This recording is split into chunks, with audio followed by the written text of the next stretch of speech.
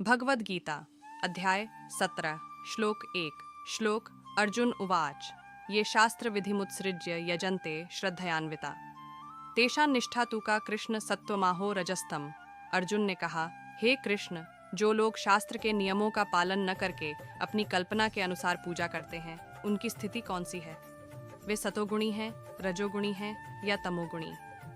चतुर्थ अध्याय के 39वें श्लोक में कहा गया है कि किसी विशेष प्रकार की पूजा में निष्ठावान व्यक्ति क्रमशः ज्ञान की अवस्था को प्राप्त होता है और शांति तथा संपन्नता की सर्वोच्च सिद्धावस्था तक पहुंचता है।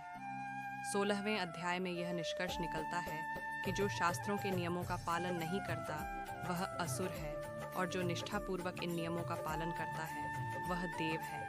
अब यदि कोई ऐसा निष्ठावान व्यक्ति हो जो ऐसे कतिपय नियमों का पालन करता हो जिनका शास्त्रों में उल्लेख न हो, तो उसकी स्थिति क्या होगी?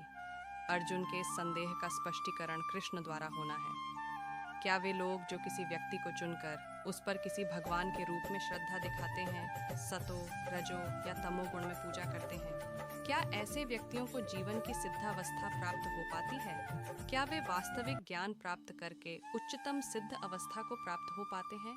जो लोग शास्त्रों के विधि विधानों का पालन नहीं करते किंतु जिनकी किसी पर श्रद्धा होती है और जो देवी देवताओं तथा मनुष्यों की पूजा करते हैं, क्या उन्हें सफलता प्राप्त होती है?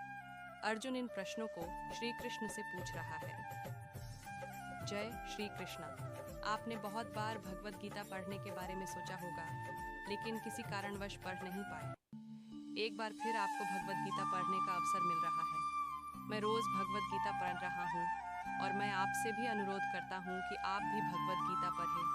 मैं जिस ऐप से भगवद गीता पढ़ रहा हूँ उसका लिंक मैंने आपको शेयर किया है। आप लिंक पे क्लिक करके ऐप डाउनलोड कर सकते हैं। भगवद गीता अध्याय 17 श्लोक 2 सत्वानुरूप सर्वस्य श्रद्धा भक्ति भारत श्रद्धामयोऽयं पुरुषो यो यच्छ्रद्ध स एवस। हे भरतपुत्र, विभिन्न गुणों के अंतर्गत अपने अपने अस्तित्व के अनुसार मनुष्य एक विशेष प्रकार की श्रद्धा विकसित करता है। अपने द्वारा अर्जित गुणों के अनुसार ही जीव को विशेष श्रद्धा से युक्त कहा जाता है। प्रत्येक व्यक्ति में, चाहे वह जैसा भी हो, एक विशेष प्रकार की श्रद्धा पाई जाती है, लेकिन उसके द्वारा अर्जित स्वभाव के अनुसार उसकी श्रद्धा उत्तम, सतोगुणी, राजस, रजोगुणी अथवा तामसी कहलाती है। इस प्रकार अपनी विशेष प्रकार की श्रद्धा के अनुसार ही वह कतिपय लोगों से संगति करता है।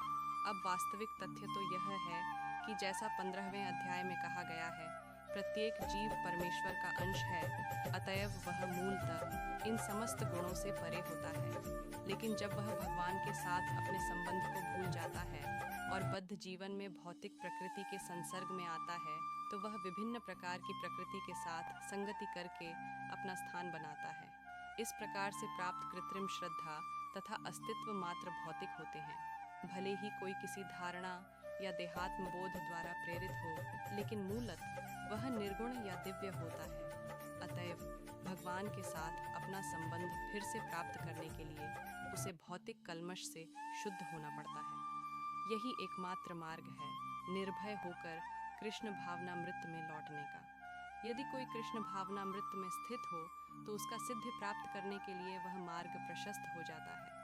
यदि वह आत्म साक्षात्कार के इस पथ को ग्रहण नहीं करता तो वह निश्चित रूप से प्रकृति के गुणों के साथ बह जाता है। इस श्लोक में श्रद्धा शब्द अत्यंत सार्थक है। श्रद्धा मूलतः सतोगुण से उत्पन्न होती